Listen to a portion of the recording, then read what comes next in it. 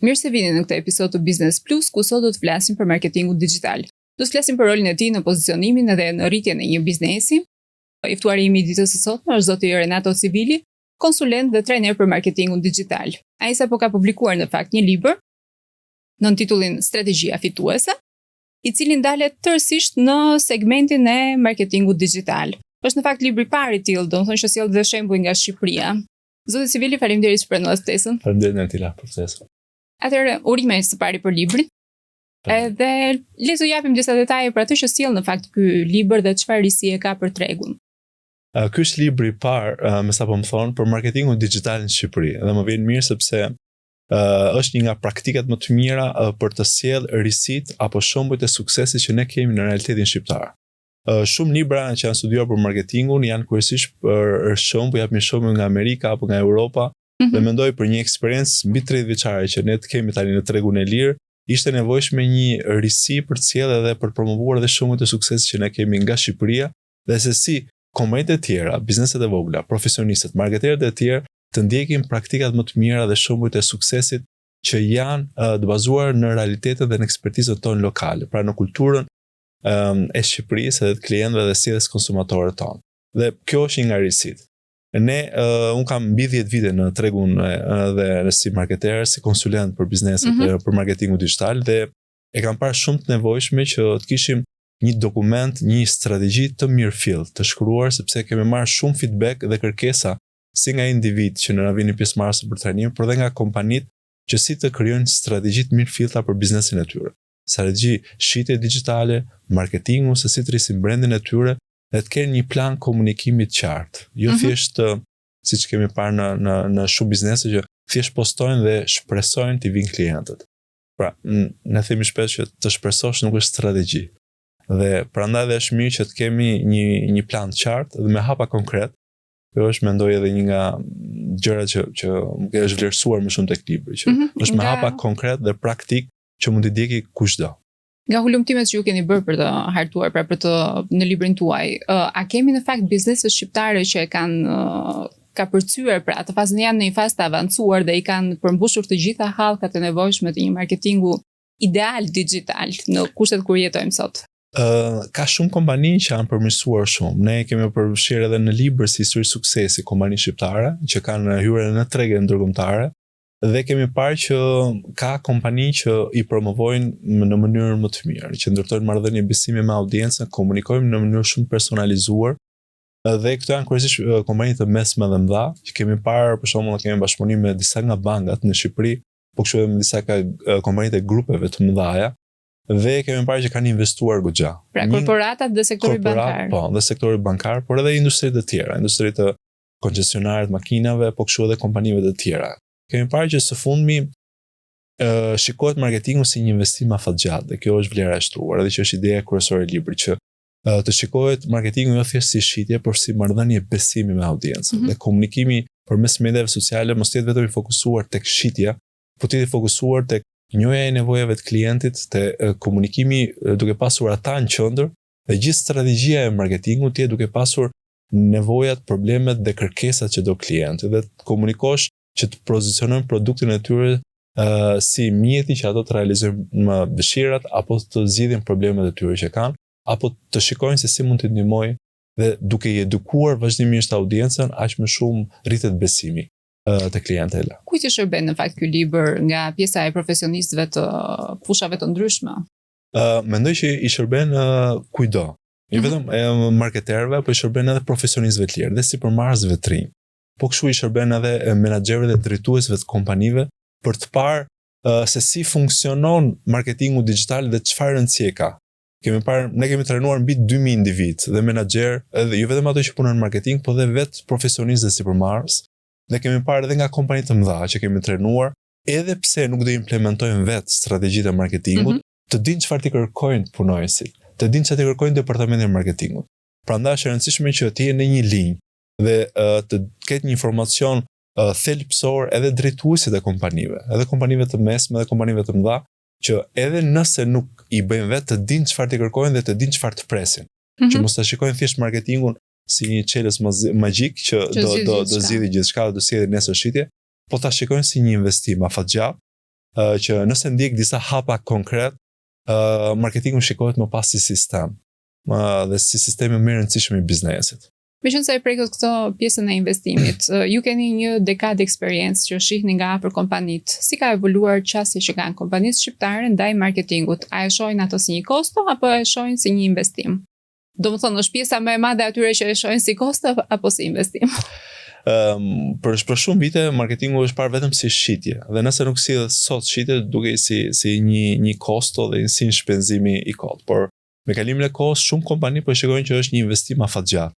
Dhe ajo që kemi parë së fundmi është që fokusi po kalon jo vetëm te shitja e drejta, pra shitje fokus vetëm për shitje sot, por te krijimi i marrëdhënieve, te edukimi. Pra shumë nga kompanitë apo ekspertët apo profesionistët e fushave fitojnë më shumë duke pozicionuar si edukues të audiencës tyre. Po sepse siguron qëndrueshmëri. Dhe në këtë mënyrë klientela fiton besueshmëri. Pra në një realitet që gjithë duan të shesin sot direkt, ata që pozicionohen si edukues, duke ndihmuar audiencën, duke informuar, duke promovuar pasherë dhe produktet, por duke treguar histori se si ata mund të arrijnë më shumë apo zgjidhin problemet e tyre përmes shërbimeve, atëherë lidhin më shumë edhe kapin vëmendjen e tyre dhe patjetër edhe fitojnë më shumë klientë.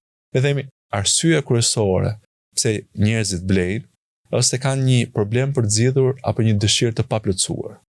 Dhe nëse bizneset flasin për problemet e klientëve se si ata mund të zgjidhin, apo dëshirat e klientëve se si ata mund të ndihmojnë, dhe arsyet pse duhet zgjedhin ata dhe jo konkurrentët e tyre, aty mund diferencohen këto brende nga konkurrentët e tyre. Cilat janë ato gabimet më të shtrenjta, le të themi, që ju vëreni në komunikimin digjital në Shqipëri, sepse volumi i informacionit dhe i komunikimit që bëhet sot është shumë i madh dhe kanalet me të cilat transmetohet ai gjithashtu janë të gjëra. Janë disa probleme. Para, shumë fokusohen vetëm tek kompania dhe te produktet, por jo duke pasur një qendër klienti, duke komunikuar për klientën se si produktet mund t'i ndihmojnë ata. Pra, klientët nuk duan të dinë çfarë produkti kemi ne apo kush jemi ne. Klientët duan të dinë si ne mund t'i ndihmojmë ata dhe gjithmonë fokus duhet të jetë tek ata, si produktet tona i ndihmojnë ata dhe benefitet kryesore për ata. E dyta, kemi parë që shpeshtësia apo konsistenca nuk është një herë postojnë sot, një herë mbas një javë, një herë mbas 2 javësh. Një javë postojnë çdo ditë, një herë e harojnë dhe kalojnë një javë, 2 javë. Pra nuk ka një qëndrueshmëri në planin e postimeve. E treta, kemi parë së fundmi që edhe ata që duan të jenë më konsistent, kemi parë që po përdorin ChatGPT apo inteligjencën artificiale jo në mënyrë shumë profesionale. Pra marrin tekstet copy-paste dhe i postojnë duke humbur originalitetin e tyre. Ne themi që kompanitë patjetër duhet ta përdorin inteligjencën artificiale siç është ChatGPT-ja e tjerë, po për gjeneruar ide. Si mund ta përdorim për të qenë original, pra, për të mos rënë në pre e modelit të gatshëm, domethënë që është shumë i ftohtë në raport me atë se çfarë përcjellim ne. E para është një mënyrë shumë e mirë është duke njohur kush është klienti yt ideal, që është hapi i parë edhe i librit, që sa më shumë informacion ne të analizojmë nga klienti ideal, duke i dhënë këtë informacion edhe ChatGPT edhe platformave, ato na japin më informacion të personalizuar.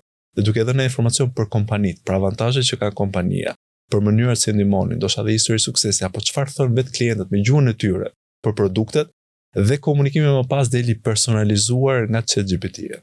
Kështu që sa më mirë njihen klientët, sa më mirë të njohin kompanitë këto platforma, aq më komunikim personalizuar kanë. Por gjithmonë në fund ai është draft bruto themi ne. Pra është informacioni i parë. Marketerët apo profesionistët që do bëjnë pastaj komunikimin me klientët përmes mediave sociale, duhet të jenë ata që e qëndisin themi neve, apo që e personalizojnë bazë eksperiencës që kanë. Se në fund ditës inteligjenca artificiale nuk ka eksperiencën tonë, nuk ka mendjen tonë, nuk ka historitë tona, dhe këto janë ato që na diferencojnë treg.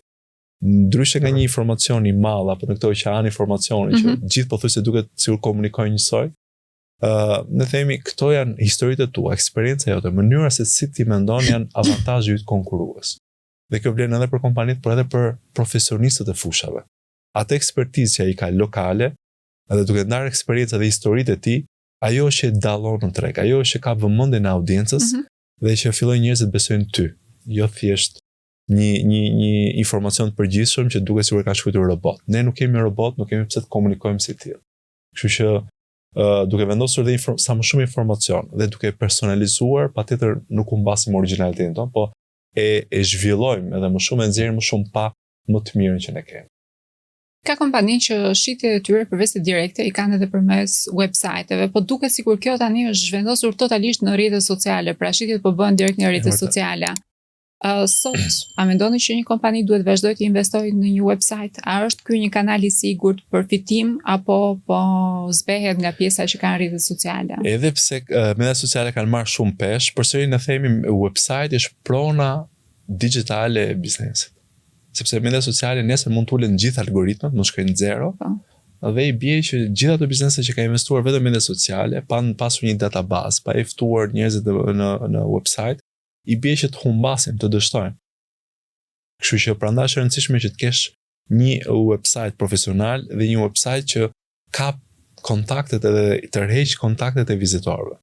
Duke pasur një listë, database, emailësh dhe me kontaktet e klientëve potencial, nesër edhe nëse ulet apo të mbyllet faqja apo ikin media sociale, prap ti ke një mënyrë shumë të mirë komunikimi drejt për drejt me klientët dhe nuk je në platforma që ti quhen që i kemi qëra, sepse sot i ke, nesër mund ta mbyllin, nesër mund të ulet algoritmi siç është rasti i Facebookut, që para 10 vitesh ishte shumë mirë, një postim merrte shumë rich, tani shikojmë vetëm 1% deri në 3% e audiencës. Pra mund të keni 10.000 e shikojnë 100 deri në 300 veta. Kurse kur ke një database, kur ke kontaktet e klientëve, nëse ke 10.000 email e klientësh me një platformë si MailChimp, ti mund të dërgosh të 10.000 klientëve tu. Një postim, një email dhe të gjithë mund ta shikojnë edhe mund të shkojë ai email. Ndryshe nga një postim media sociale që shikojnë vetëm 1 deri në 3% e tyre. Sepse media sociale sa vjen më shumë po bëhet you have to pay to play. Nëse do vizibilitet, duhet të paguash dhe të sponsorizosh. Kurse emailet, ti i ke fituar atë klient, me dëshirën e tyre ato të kanë dhënë adresat e emailit, duke ofruar diçka, një këmbim, një dhuratë ose një zbritje. Dhe në këtë mënyrë të kanë dhënë edhe lejen e tyre, që ti mund të komunikosh përmes emaileve, sepse ato ta kanë dhënë vetë. Dhe kjo është një mënyrë shumë e mirë për të mbajtur marrëdhënie afatgjat me klientë, jo thjesht me postime, por edhe drejt për drejt me ta. Është një nga hapat që ne kemi, marketingu përmes emaileve. Si mund ta ndërtosh këtë klientin besnik në një kohë kur konkurenca është shumë agresive? Përveç kësaj komunikimit, si mund ta ndërtosh këtë marrëdhënie besnike? E para është duke mbajtur komunikim sa më të afatgjat. Për shembull, edhe rekomandojmë për kompaninë që nëse kanë një email në javë ose një email në 2 javë, ja do jenë gati para 95% të konkurrentëve. Por mos e 90% të konkurrentëve të tyre, se kemi parë nga eksperjenca në Shqipëri, shumë pak, por mos më pak se 3% e bizneseve dërgojnë emaile periodike.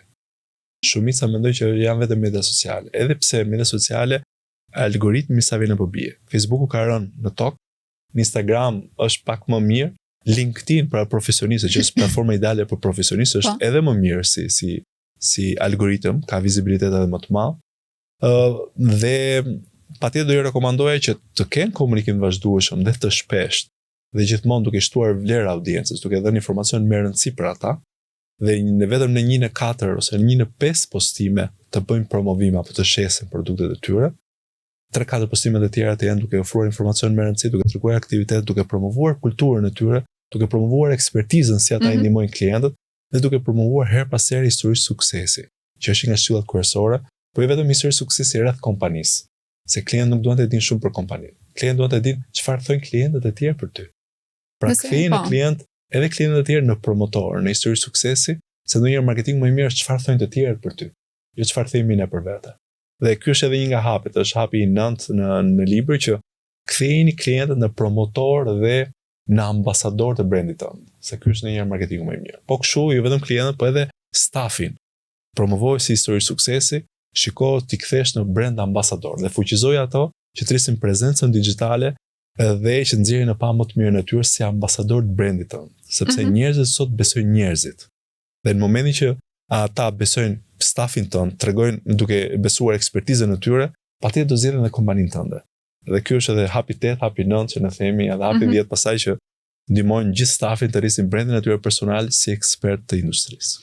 Nëse do të jepnim disa këshilla praktike sipas llojit të biznesit, pra sepse një biznes i vogël nuk mund të bëjë të njëjtin komunikim digital si një korporatë e madhe.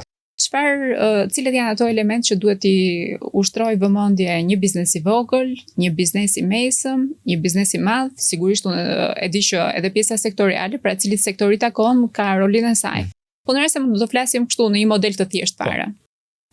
Unë për bizneset e vogla, ne kemi parë që mënyra më e mirë nga praktika, kemi parë që mos të kopjojnë bizneset e mëdha. Pra, komunikimi mos të jetë, sepse shikoj një kompani të mëdha edhe do të bëjë të njëjtat gjëra që bën ajo. Për shembull billboarda, të dalin nëpër televizione apo të dalin në kanale që kanë goxha kosto. Pra, mënyra më e mirë që bizneset e vogla është shikojnë se si ai komunikim, ai marketing që të bëhet, si do i sjellë kthimin e investimit sa më të shpejt.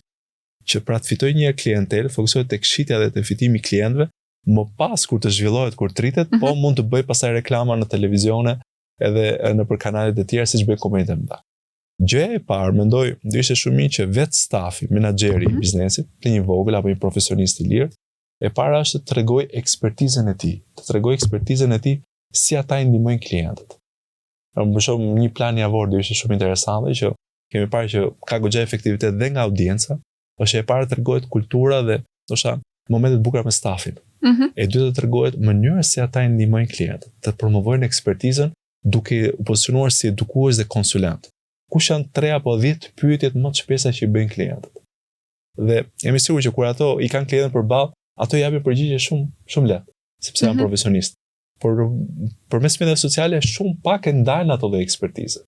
Dhe do ishte një plan shumë i lehtë komunikimin me media sociale është shikojnë kush janë 10 pyetjet më të shpeshta që bëjnë klientët dhe t'ia kthejnë në formë postime, qoftë me video, qoftë me postime me tekst, edhe me imazhe apo karusel, përgjigjet e tyre, apo në formë historie, se ndonjëherë storytelling është një nga gjërat që kapin më shumë vëmendje. Pra tregosh histori duke e ftuar klientin që të jetë pjesë e historisë. Dhe që shumë e neglizhojnë në fakt të ju duket. Shumë e neglizhojnë sepse japin thjesht informacion, thatë, ky është produkti, ky është çmimi, por si tani. Pjesa më e madhe e biznesit këto dhe komunikimi kanë. Prandaj është sot shumë e rëndësishme edhe mënyra e storytelling apo aftësia për të shkruar në mënyrë bindse, që është copywriting. Është një nga aftësitë kryesore sot që kanë marketerë më të mirë në botë. Copywriting që është nuk është si në Shqipëri që njihet më shumë si e drejta e autorit, nuk është e drejta e autorit. Në terminologjinë e marketingut është aftësia për të shkruar në mënyrë bindse, apo me fjalë tjera të shesësh përmes fjalëve. Dhe ky është hapi 5 që ne kemi në libër, që të dish se si të shkruash edhe histori, po edhe të shesësh përmes fjalëve, që teksti që me fjalën e parë të jetë hook, mund të kapë vëmendjen e klientit dhe ta ftosh atë që ta bëj dhe si mor, të lexoj dhe më shumë dhe në fund fare ti ta kesh motivuar ta nxisësh që shkoj te website-i dhe të blej produktin tënd apo të shikoj atë video që dëshiron apo atë artikull që ju nxjerrni. Pra shumë aftësi e rëndësishme sot. Nuk është thjesht t'jesh aktiv, nuk mjafton thjesht të komunikosh, por duhet të komunikojmë me influencë, themi ne. Prandaj edhe kemi vendosur një hap. Me që më kujtuat influencën, kalojmë pak te influencer, në fakt influencers që kanë zënë një peshë shumë të madhe tek pjesa e marketingut, pra persona që supozohet të influencojnë për llogaritë një biznesi, për produktet që përdorin, për një eksperiencë që duan ta shesin, le ta themi në thonjë za. Pesha e tyre është rritur vazhdimisht nga viti në vit dhe buxhetet e marketingut kanë kaluar në një pjesë të madhe edhe te kjo kategori. A ju duket eficiente kjo mënyrë komunikimi e bizneseve përmes influencers, edhe si e shihni këtë? Cilat janë aspektet pozitive që ka kjo, por edhe rreziqet që mund të paraqes?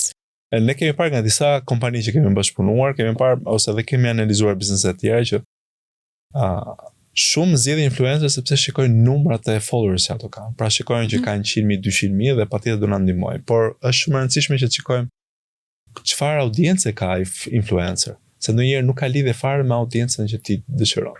Kemi pas një kompani të madhe, një rast që influencer që zgjodhi ishte me mbi 200.000 dhe nuk pati fare rezultat, sepse ajo që shiste kompania ishte me vlerë mbi 30.000 euro. Ishin makina goxha të mira dhe me vlera shumë dhaje, kurse followers e audiencës që kishte influencer ishin në 20 vjeç. Dhe ata, pra ata nuk ishin klient potencial për audiencën që dëshiron biznes. Pra nuk u përpus targetisht i kërkoje. Dhe shumë shikojnë vetëm numrat e followers që kanë këta influencer, po jo reputacionin që kanë edhe ndjekësit, edhe a janë ndjekësit klientët ideal të kësaj audiencë që dëshiron kompania apo jo.